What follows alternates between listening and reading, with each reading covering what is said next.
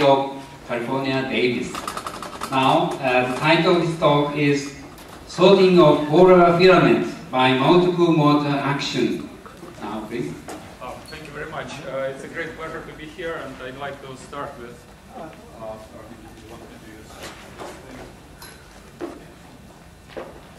Okay, I'd like to start with thanking the organizers for inviting me. And I'll talk about a slightly different project than that advertised in the abstract book. I'll tell you a story about mitotic spindle, which is a fascinating molecular machine that segregates chromosomes in the cell before the cell actually physically divides. And the purpose of the talk is basically to illustrate how theoretical thinking about this machine complements experimental research and helps us to understand this machine.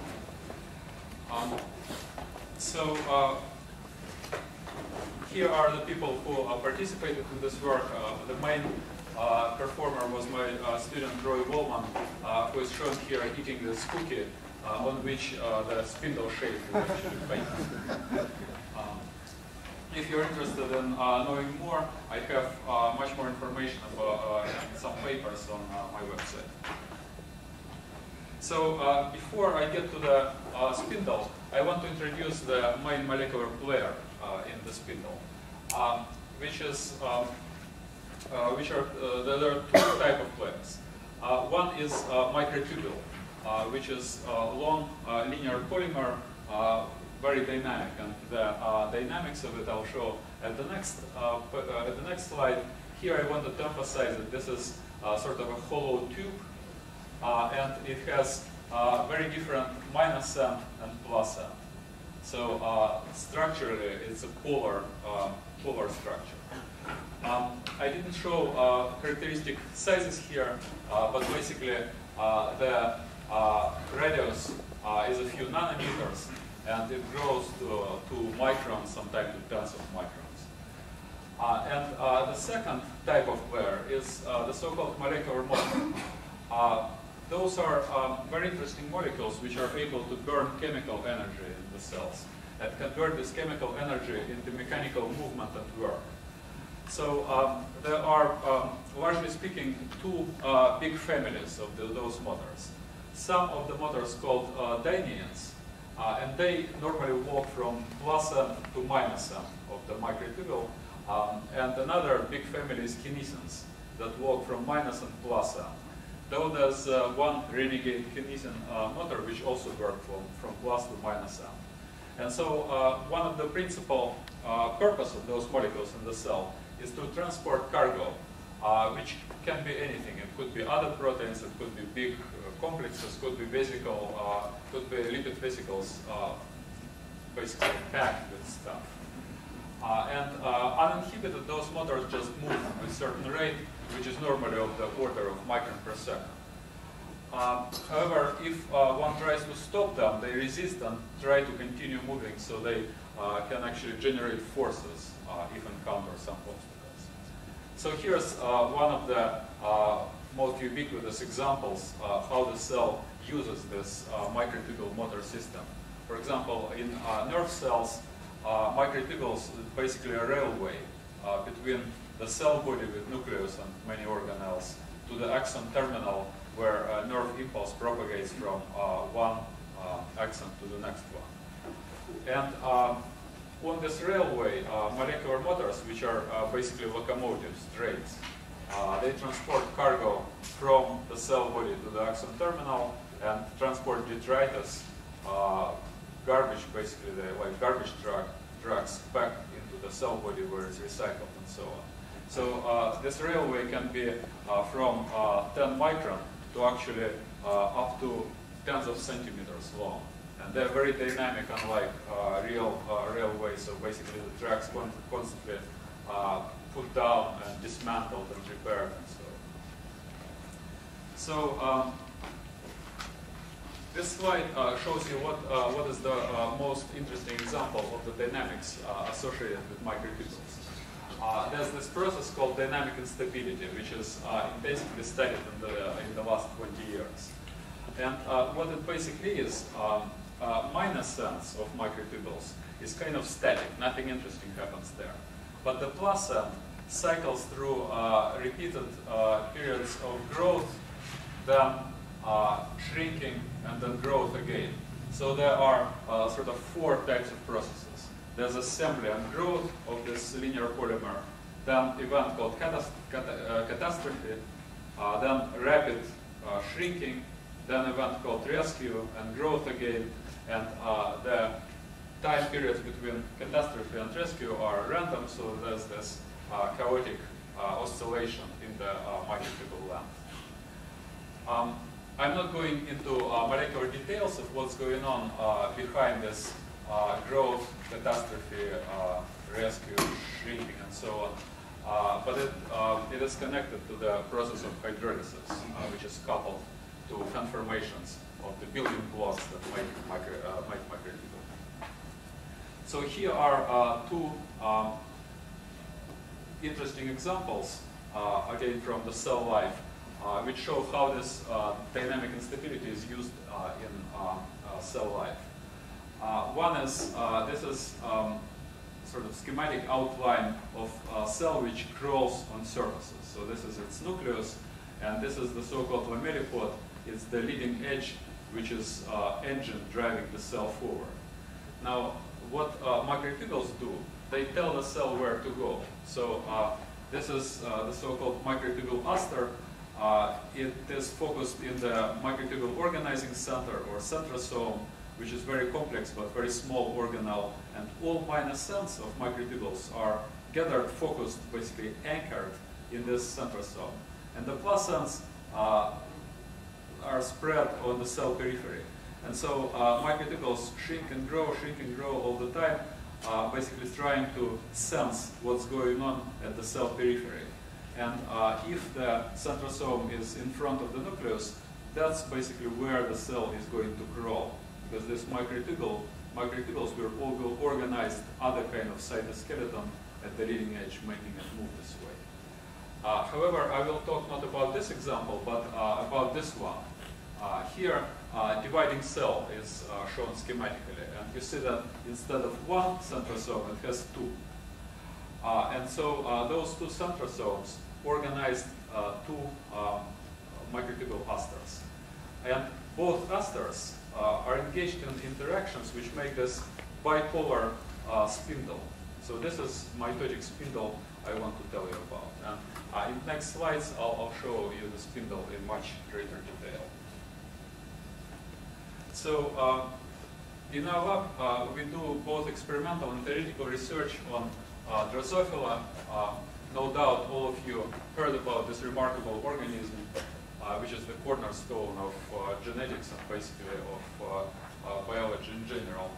And so we look at the early embryo of Drosophila, which is this remarkable multinucleated egg. So there, everything starts with 1 nucleus, and then it divides in 2, then in 4, then in 8, and so on, until there are tens of thousands of nuclei, and those nuclei are not separated by membrane into separate cells. So this is basically one giant cell with many nuclei. So what is good for our purposes, at some point, all these nuclei, which are originally all over the egg, they migrate to the surface and stay near the surface of the egg. And then it's great for light microscopy, because just with one field of vision, you can see hundreds of nuclei dividing synchronously. And that's what you saw in this movie. Here, microtubules are fluorescent, and you see, for example, if you look at this one, you see the nucleus, 2 centrosomes at the side of the nucleus, and the nucleus miraculously disappear, and microtubules extend into the former space of the nucleus, right, and make the spindle, and then something going on, and in the end there are 2 spindles, two nuclei instead of 1. So what's shown in this movie is basically schematically illustrated here. You start with 1 nucleus, 2 centrosomes, basically sitting on the top of the nucleus very close to each other, and you see this nascent microtubules. and then centrosomes start to migrate around the nucleus, and at some point nuclear envelope breaks down, and chromosomes confined in the nucleus, which are the storage of genetic information, come out. Microtubules grab them, segregate the sister chromatids into two separate parts, and then nuclear envelopes reform around the sister chromatids. And so you basically have the situation when you have two nuclei instead of one. And then everything repeats again and again. So our focus is trying to understand in detail this molecular machine. And gradually in this talk, I will show you what unimaginable complexity there is behind this simple scheme. And if we want to understand biology to the point when we start healing diseases, we have to understand every little detail. And the purpose of the talk is to show how difficult it is and what are the ways to go around this complexity. So I want to start with sub-project, which explains only one small stage of the mitosis. Basically, to start with explaining one simple thing, so that on this example you appreciate the role of theory, the role of physics in understanding biology. So what I want to show you is the stage which is called search and capture, which is very beautiful part of the process between this stage and that stage. So what happens when nuclear envelope breaks down? How come sister chromatids become attached to the microtubules? That's what I want to explain to you. So if you look at those two pictures, they kind of show the beginning and end of this search and capture process. So originally, as I said, there's nuclear envelope around chromosomes. And in the end, there's no nuclear envelope, and chromosomes become attached to the plus ends of microtubules emanating from two centrosomes. Now, another important thing is that microtubules attach not anywhere on the chromosomes, but there are organelles called kinetochores. So those are kind of tiny droplets of glue on the surface of chromosomes, so that if plus end of microtubule get in touch with this droplet of glue, this plus end is glued to it, so it stops doing this dynamic instability, it's fixed. That's basically shown here. You have one centrosome, in other words, sometimes it's called spindle pole, microtubule coming from it, so it grows, shrinks, grows, shrinks, grows, shrinks. When it bumps into the kinetochore, it gets glued to it, and this is called capture. So microtubules are kind of searching for this glue, and when they find it, they're glued to it. And when all the chromosomes are captured that way, then you have the end of this process. So the tricky thing here is, of course, the cell is not intelligent. It doesn't have eyes. It doesn't think. The microtubules are searching randomly in space. So they grow in random direction. And just by chance, they bump into the kinetochores and get glued to them. So the question is, if this random search goes on, how long does it take? Does the cell have enough time to assemble the spindle this way? So at this page, I don't want to overload you with mathematics, though mathematics is very simple.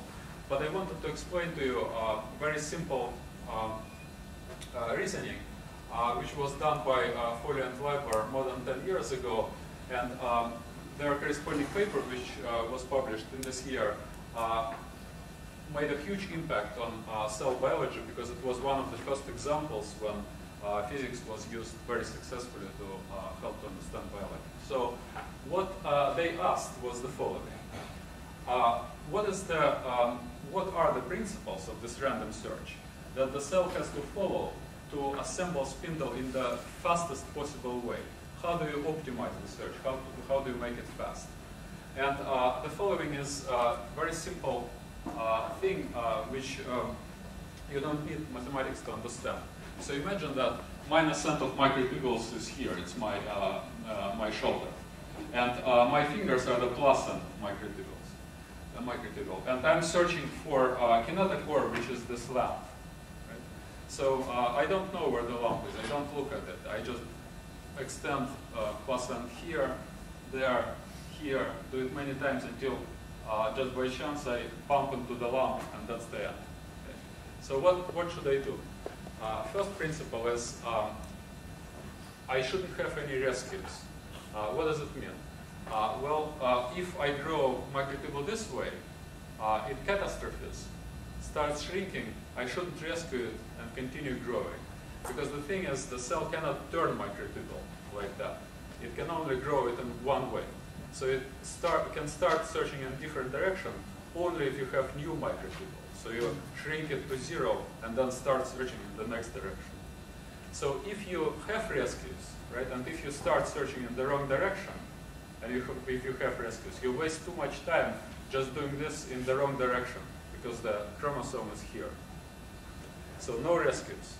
Another principle, you shouldn't catastrophe too fast. Why? Because let's say I'm searching in the right direction, and then catastrophe before I get to the target, right? And this is a shame because I look in the right direction, but I don't have enough patience, enough perseverance. I don't wait until I achieve my goal. So I shouldn't do that. I should grow for long enough time. The third principle, I shouldn't, on the other hand, grow microtubule for too long a time. Because let's say I'm searching in the wrong direction, right? Grow here. Then if I search for a long time, so I grow and grow and grow and grow, wasting time.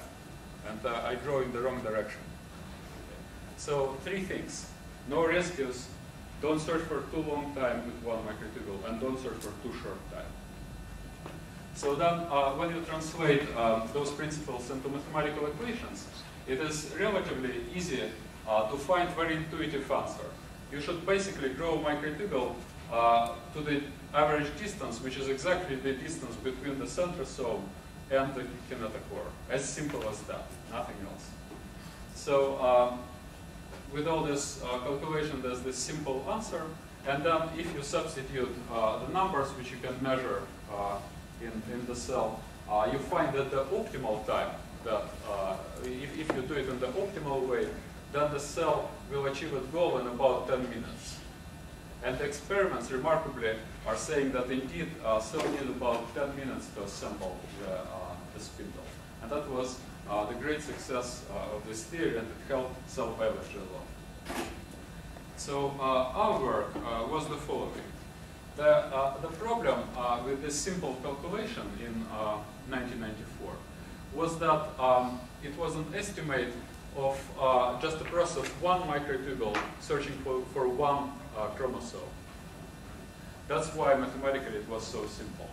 But the problem is the cell has, depending on which cell it is, but many cells have tens of chromosomes and hundreds of microtubules. And so then the question is, how fast can the spindle assemble? So there are 2 very simple qualitative things. So the problem with having many chromosomes is that really you have to wait until the last capture. So let's say you have 10 chromosomes, and the first one is captured in 1 minute. But it doesn't do you any good, because you have to wait until the last number 10 chromosome is captured. And because all these searches are very random, the more chromosomes you have, the longer you have to wait. And having, on the other hand, many microtubules is good, because many of them are searching, and whichever gets to the chromosome first, it does it. It's like a war. You have a big platoon of soldiers who have to capture some hill. The first soldier who does it, great. So another big problem is geometric. Kinetochores and chromosomes are spread over large volume, which is former nucleus. So it is very hard now to optimize this search. Remember, you optimize it so that you grow the microtubule on the average from the pole to the target. But now targets are spread. So, the microtubules don't know which target they're searching for. So they optimize to certain distance, right? So they get targets effectively at this distance, but not at shorter distances, not at longer distances. So simple mathematics basically fails to deal with all this complexity. What you have to do is do computer simulation just directly simulating all the microtubules which are growing, shrinking in random direction, and getting the targets. And this is just a snapshot from this simulation. And the result was very unexpected for us. We found that for a characteristic number of microtubules between 250 and 1,000, the best we can do is get spindle assembled in hundreds of minutes, from 100 to 500 minutes. While the experiment says that really the cell does it in about 15-20 minutes. So that was the puzzle that we had to solve. So the solution, which wasn't known to us at the time, but which was just a hypothesis, which was basically unproved hypothesis, is that in fact the search might not be so random. So that we showed that with random search we cannot assemble spindle fast enough. So maybe it's not random. Maybe the cell, in certain sense, has eyes. So what are these eyes? Well, it's known in many areas of cell biology that the following thing can go on. You can have proteins which are switching between activated and inactivated state. Normally it just means that they attach either ATP or GTP, and they activate it, and then they burn this molecule and become deactivated, and they cycle. So if the burning process takes place anywhere in the cell, but the proteins are recharging on the surface of something, then you have the gradient of density of activated protein from this surface where they're recharging outward. And so the idea was that on the chromosomes, some molecule is sitting, it's most likely certain kinase or phosphatase, which recharges some hypothetical proteins. Later it was shown that this protein is called RAN, one of very important proteins in the cell. And so these proteins recharge, float away, get discharged, and this floating away and discharging creates this cloud of smell around the chromosomes. So chromosomes are kind of smelly. And the idea is that microtubules can smell them out. So what does it mean on molecular level? It means basically that, for example, the catastrophe is suppressed while microtubule is growing inside this cloud. And as far as microtubule gets outside the cloud, the catastrophe is very fast. So that's the idea. And so then we simulated on the computer this scenario, and this is the snapshot from that simulation.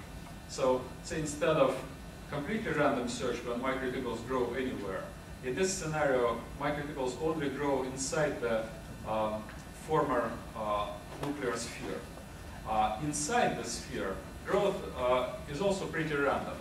But strangely enough, it gives order of magnitude improvement in the speed of the search. This just shows simulation of this RAN activated cloud. And so with this scenario, the improvement of order of magnitude, instead of 100 to 500 minutes, we have 11 to 48 minutes, which corresponds to observed 15-20 minutes. Okay. So that was our suggested solution. And then, fortunately, within a year from publishing our paper, it was first discovered that indeed there are a cloud of this protein called RAN around the chromosomes. So it's very likely that this RAN gradient does exist and it can bias microtubule asters. It was also shown experimentally that this bias takes place, though it's not completely clear if RAN suppresses catastrophe or something else. And second, there was very interesting prediction from the model. The model was saying that if you have a nucleus larger than, for example, 10 microns, for example, in oocytes, there are nuclei which are about 100 micron large. Then the model predicted that in such a large volume, even with a bias, there's no way to assemble the spindle fast enough. Okay? But experiment is that spindle is assembled fast. And so it was discovered in this paper that what happened in that case is the cell has kind of casts a fishnet around the chromosomes, which are scattered around huge volume. And then actin-myosin contraction, which is very similar to what's happening in the muscle, though sort of in a much more disordered way. Contracts this fishnet, gathering chromosomes closer to this microtubule aster, and only then microtubules successfully hunt for the chromosome. So this small project shows the value of physics and of mathematics and of these theoretical models in addressing relatively simple biological problems. In the second part of the talk, I want to show you the different end of the spectrum. In terms of, I want to show you unimaginably complex process of spindle elongation. And I'll show you how can you use theory to unravel what's happening in complex situations rather than in simple ones as here. So before we get there, I already showed you the simple schematic view of spindle development and mitosis. Here's the more complex view, which shows the stages of how two centrosomes separate around the nucleus, called prophase. Then there's prometaphase. That's where search and capture takes place, which I just described. Then metaphase.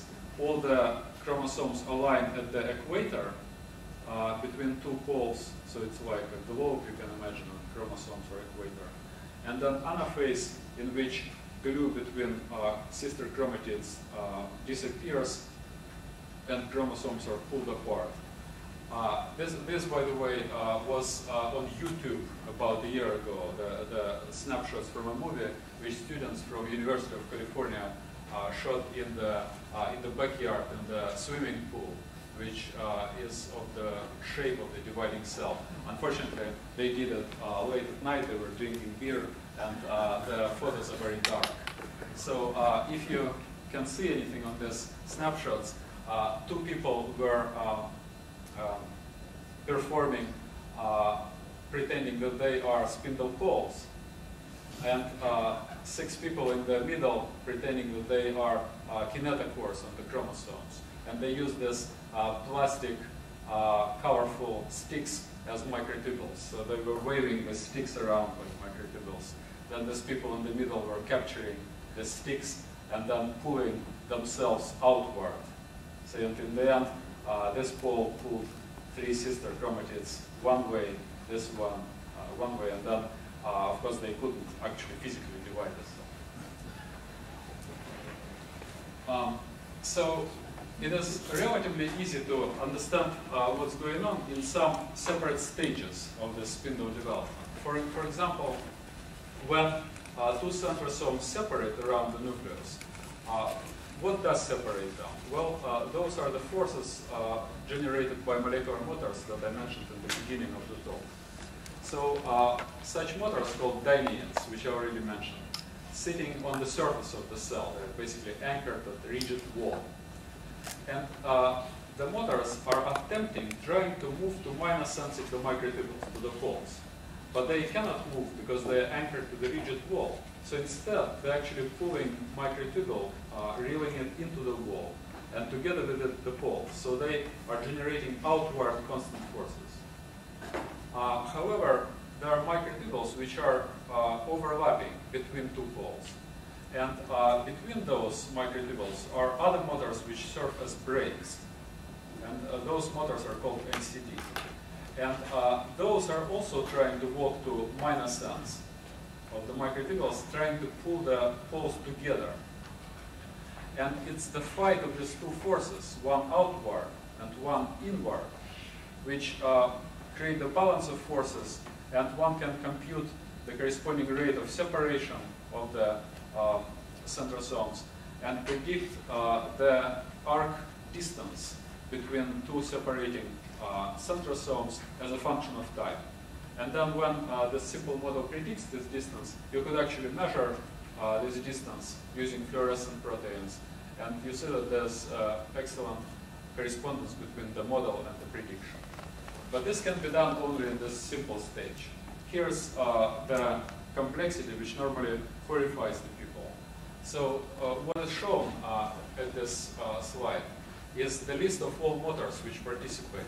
And there are actually more than 10 motors. So you have to, and those are types of motors. There are tens of copies of each kind working at the same time, all doing something different from their comrades. So you have to keep in mind all this unimaginable complexity of motors, plus there are 4 different populations of microtubules. There are so-called astral microtubules, which come from the poles to the rigid walls of the cell and interacting with dynein motors there. Then there are chromosomal microtubules, which come from the poles to the chromosome arms, not to the kinetochores, which was first part of the talk, but actually to chromosome arms, and interact with motors called chromakinesin on those arms. And then there are interpolar microtubules, which basically overlap at the spindle equator. And then finally, there are kinetochore microtubules, which I described in the first part of the talk, connecting poles to the kinetochores. So you can imagine that just memorizing all these motors and all these chromosomes, which is required from the students of mitosis, can take months. Now we have to understand it in quantitative details. So what does it actually mean to understand all this in quantitative details? So first of all, any theory we come up with about the spindle should be compared to some data. So what is this data? The simplest kind of data is we can measure the spindle length, simply the distance between 2 poles.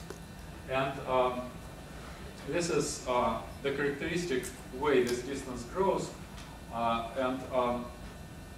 The discovery of this curve about 10 years ago was a big deal in cell biology.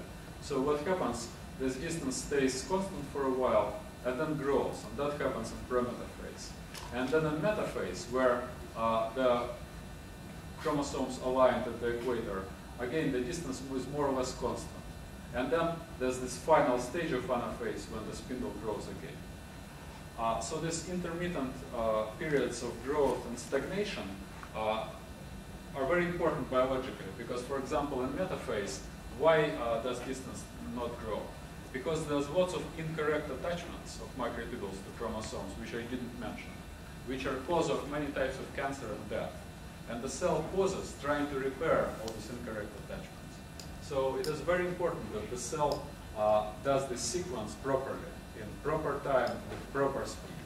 And that's the reason why there are so many motors. So each of them does different tasks, and somehow this complex dance arranges so that cell progresses in proper pace with proper speed.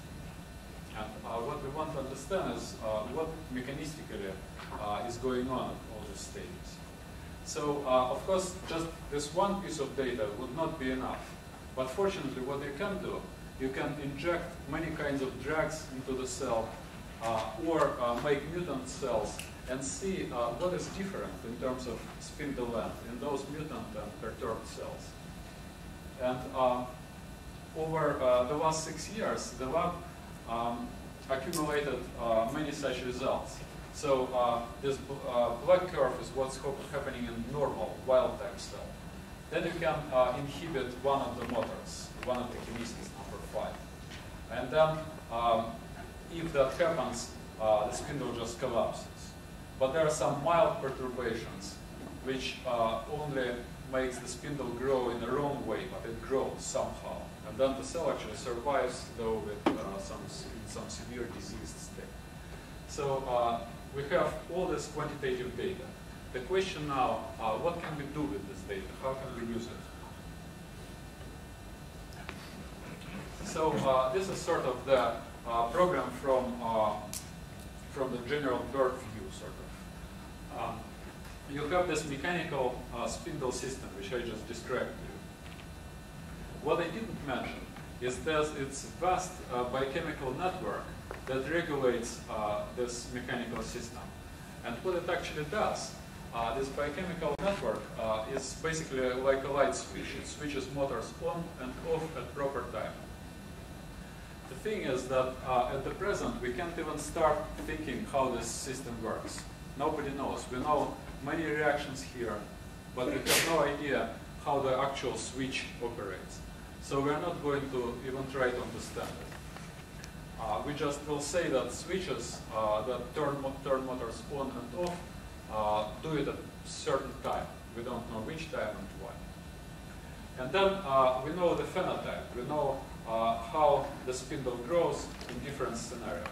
So the thing we try to do is called reverse engineering. It's a very popular concept these days. It means you look at the results, and looking at the results, you want to understand how molecular system works. The analogy is like you have a car, but you don't have a blueprint to a car. So let's say you're given a task. It's like, for example, you captured spy plane from sort of a hostile country. You want to figure out how this plane works. You don't have the blueprint. So what you do, you try to break it part by part. You break one part, see what changes in behavior of the plane. Break another part, see what happens. So it's the same thing. Here we break small parts, something changes, and looking at these changes of behavior, we want to understand everything about this. It's called reverse engineering. So I will gloss over fast about next few slides because time is getting tight, and there are so many mathematical details here that I'm just afraid to overload you. If you want to figure out the details, I'm happy to tell you sometime in the middle of the conference, or I can email you a manuscript if you want to. It's now submitted. So we describe every molecular motors with 4 parameters. One is the maximal force this motor can produce. Another is the maximal velocity with which the motor can move. And it's experimentally known that in between, at some intermediate force, the velocity is smaller than the maximum. So we have these 2 parameters. And then we know that the motor goes on and it goes off at times which we don't know. So each motor is characterized by these 4 numbers. Time goes off, time goes on, force and velocity, and we don't know any of them. And we have more than 10 motors. So we have more than 40 parameters which we don't know. But if we choose these parameters randomly, we just toss the die and decide here's the force, here's the velocity, here are the times. What do we predict? So when we choose those times, we then start writing force-velocity balances and just compute the movements and changes in the spindle. And we predict forces as functions of time and so on. And this part I will just gloss over, not going to show you. So it's relatively cumbersome mathematical equations, but there's actually nothing difficult about them. There's just too many of them, more than 50 equations with about 100 parameters. And we describe all these 4 populations of microtubules this way and collect all the equations together. And so there are 3 differential equations actually describing the spindle length, the distance between sister chromatids, the overlap between microtubules at the equator, and tens of equations which are algebraic, which just give certain conditions here. And then we solve all these equations numerically. Fortunately, with modern computers, this is the easiest part. You just crank the system of equations, solve them, and get this. This is the main thing. So after a computer solves the model, it predicts certain length of spindle as a function of time. And, and we know what actual spindle behaves like. And then, this is the important part, we score the model, meaning that we measure the error, this distance between predicted and actual behavior of the spindle, and assign score to the error. So the bigger the error, we have the lower the score, and the higher the score, and a low score means good. Big score means bad. And then, of course, we cannot do anything of this by hand. So we, of course, can write all the equations, but we cannot physically go over all the parameters. So then we use what is called a genetic algorithm, and this is the link to many evolutionary talk in this conference. So evolution was very helpful in this area, actually letting us making us to teach computer to behave like actual biological evolving systems behave. What it really means is the following. So that's what we do.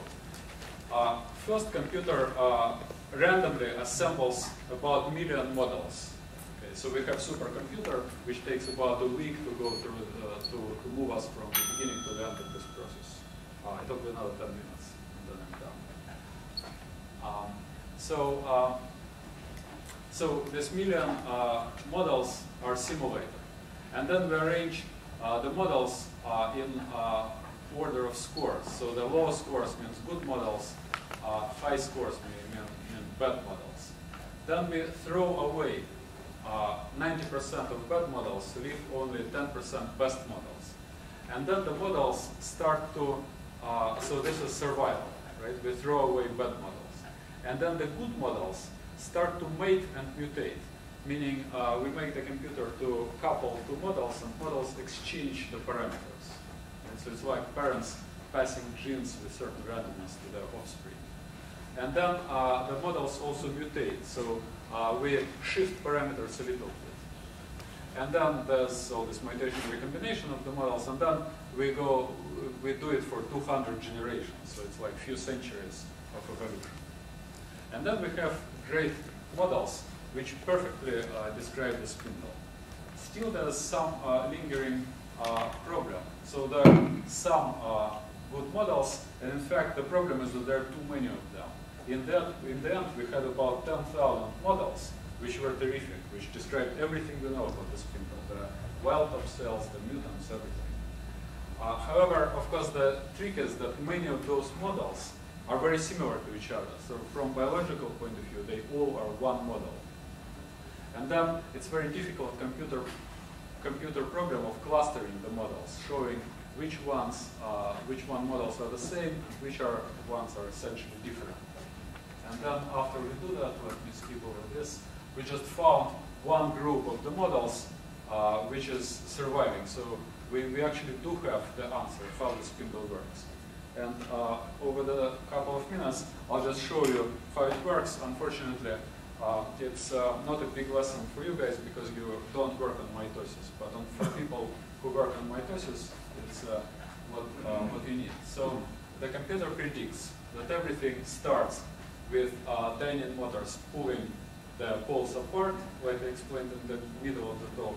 And there are also chromakinesins on chromosome arms, which also push poles apart this way. And there are certain motors called kinesin 13 here, which eat minus ends of microtubules, trying to pull the chromosomes toward the pole and creating inward pulls.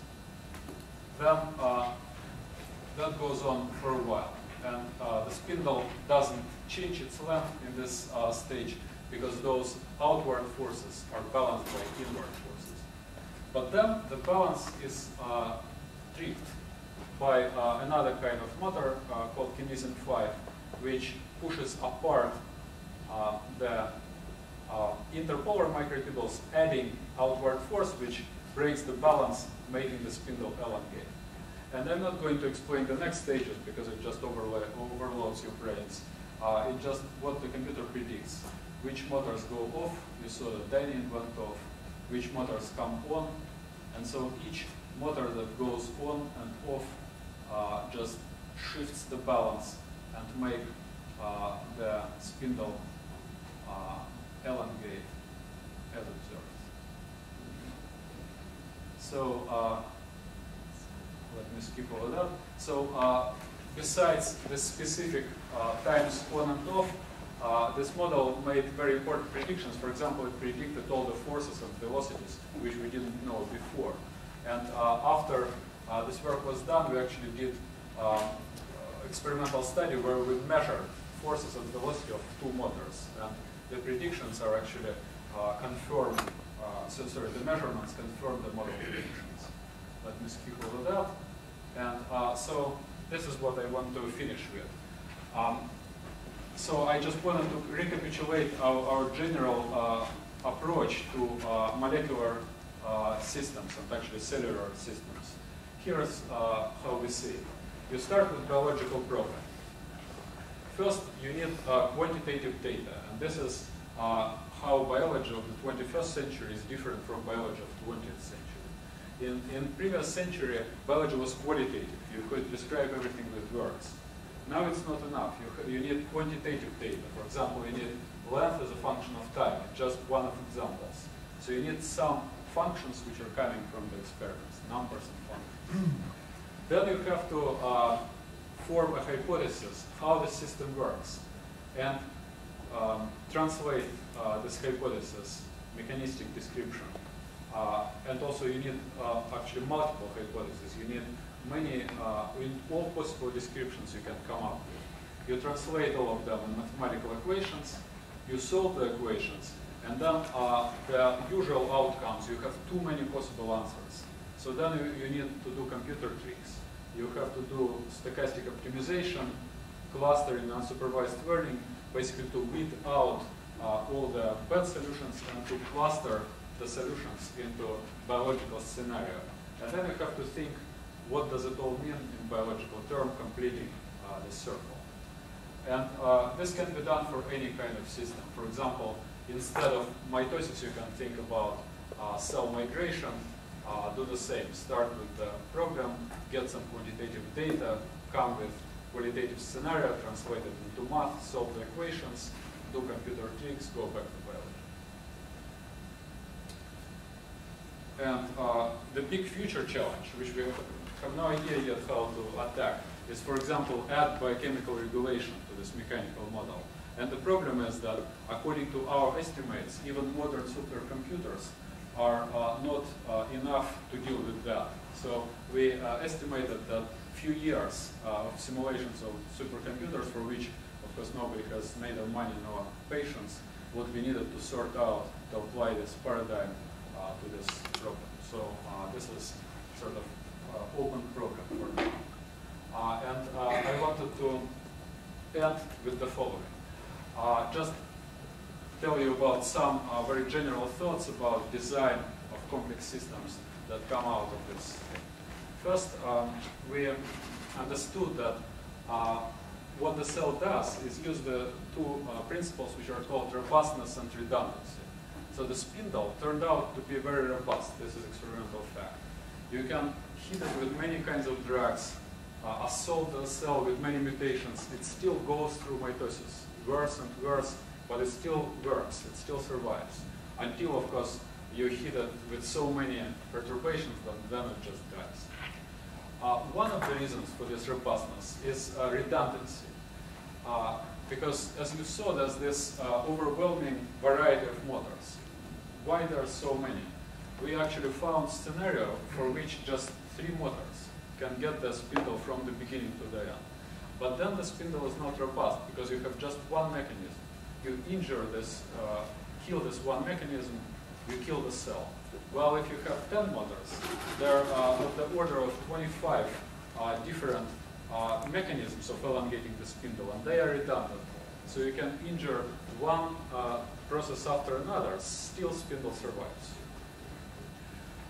Then one thing which is actually easy to appreciate, the cell in all processes it does is an open system consuming lots of energy.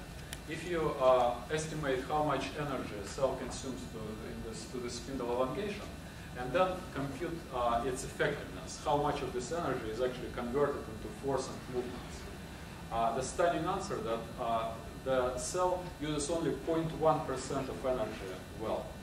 The rest is wasted. Okay. And the interesting question is, why is the cell so wasteful? Because it's hard to feed our cells. We have to eat constantly to maintain this stuff, and most of the energy we lose. Well, the answer is that this is to be so robust and redundant. So the cell has to do lots of things in vain, but it does it faithfully and precisely. Another point is the cell always solves optimization programs. And the interesting thing is that it does what is called multi-objective optimization. For example, the spindle has to be assembled fast, but also accurately. So what is the emerging theme in mitosis? is that the cell finds the optimal compromise. If it does it too fast, too many errors, too big chance of cancer. If it does it very accurately, then it's not fast enough. You can die because you don't procreate fast enough. And finally, I noticed from the program of the conference that it will be lots of very philosophical and Buddhist connotations here. So I just wanted to emphasize two of the noble Buddhism truths. So you can see from all these molecular machines, certainly you can see interconnectedness. All of these processes are connected to everything else.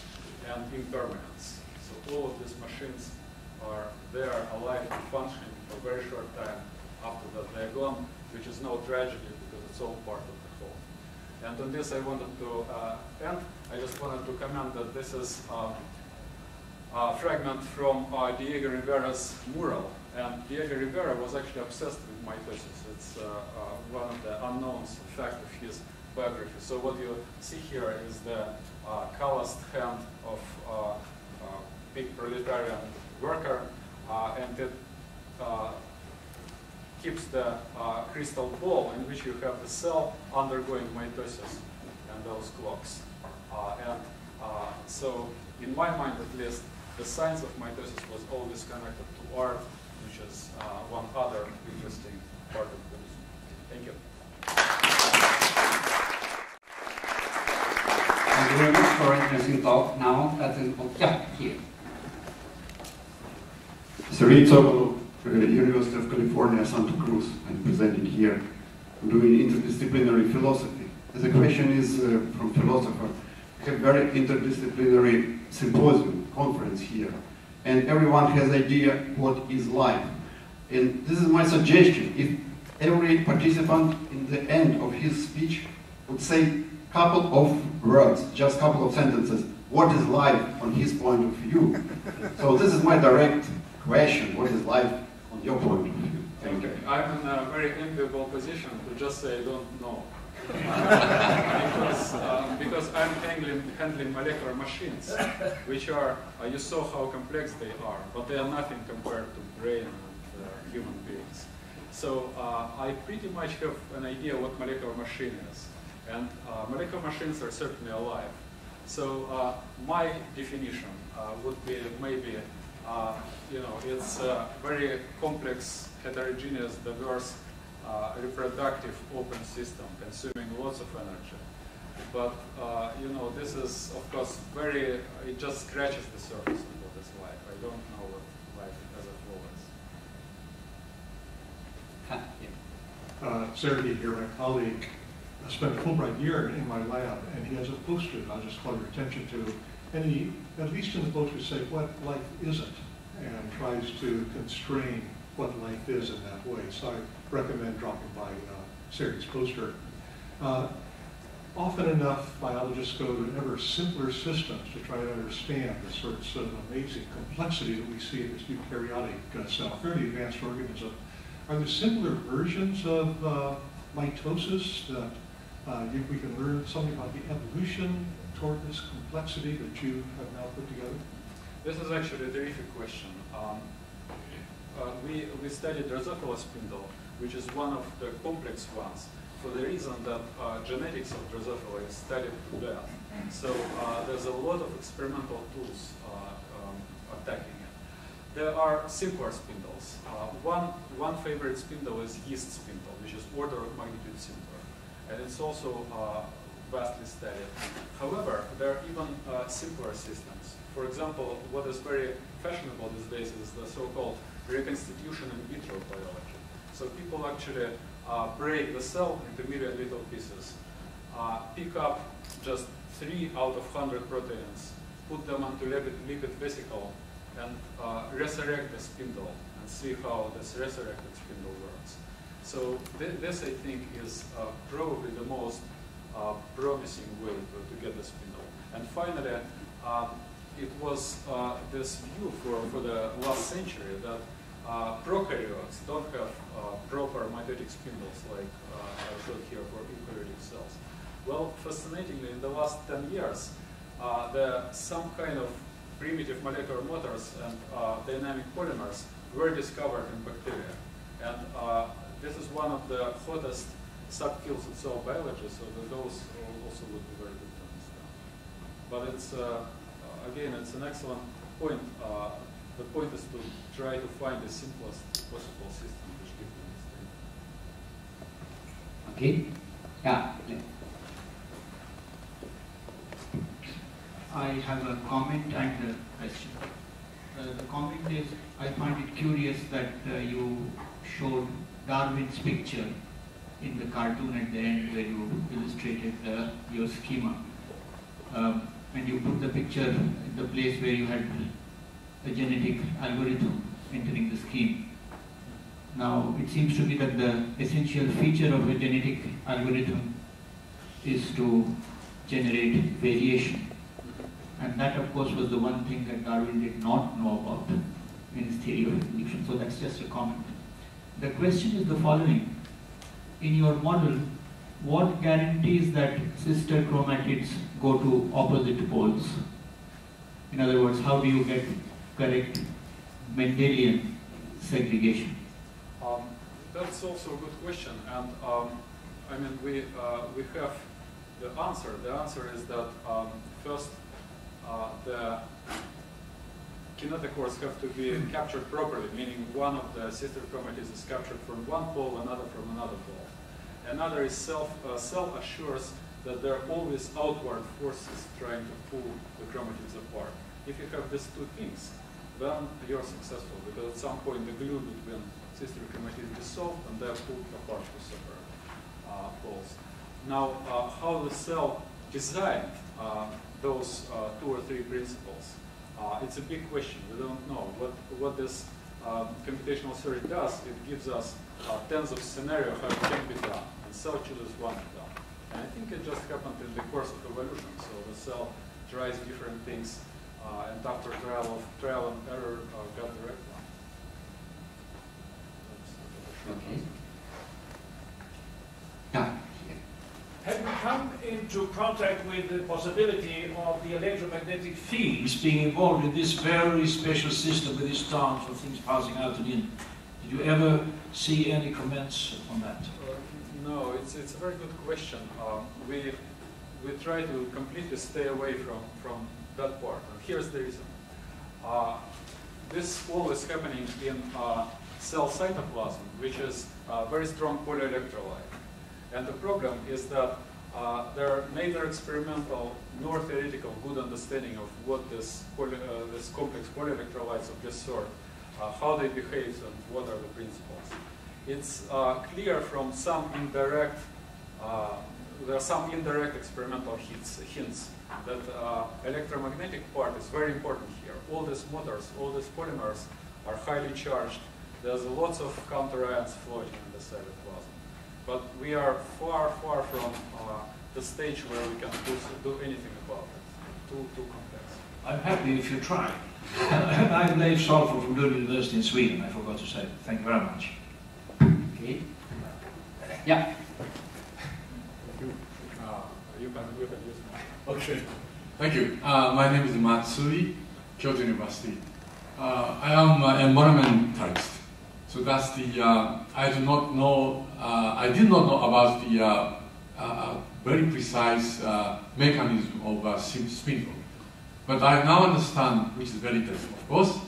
And then my question goes to the interaction between environmental contaminants and in the mechanism, especially the nanoparticulate.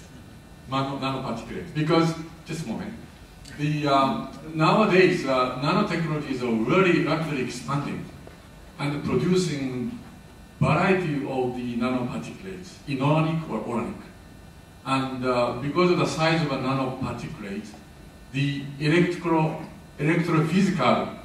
or electrochemical properties are really different from the normal large size particle, nor the molecules in solute. So that's, when I see your very precise mechanism of the microtube and conveyors, 2 conveyors, one go to the minus and the other one go to the plus. So those nanoparticulates really electrophysical and chemical properties. And I'm very much afraid of those interference of those chemicals in this process. Thank you. It's also an excellent question. The problem is that in this case I have to plead complete ignorance. We are doing only fundamental biology, and I know very, very little about environmental pollutants and effect on the spindle. One thing which we are very interested in is the types of cancer which are associated with wrong separation of the chromosome. And there are many types of conditions that cause this type of cancer. The thing is, I only know, so what we do is use certain very strong drugs to induce those conditions to study this type of defects. And it is known that many other different subtle conditions, among them these nanoparticles, can cause this thing, but I know almost nothing about it. Okay. I would like to have a final question. Can I have a short? Yeah. So this is a short question. In your first part of the talk, you talked about the searching of problem. And then did you include elasticity of the filament in your simulation? No, not really. It's also, you're asking this excellent, very smart question. So this is a very smart question. The thing is that due to elasticity of microtubules, they tremble. So maybe it improves your result. Right. It makes it better for the cell because besides this kind of search, they just do this lateral search a little bit, and it does improve things. But in the simple model, we didn't use this fact at all. The thing, of course, that model is terrifically oversimplified because besides this lateral search, there's so many other things I just didn't have time to talk about, which are of much more drastic consequence than this elastic thing. So I'm happy to tell you more about it sometime. Okay. Now, thank you very much again.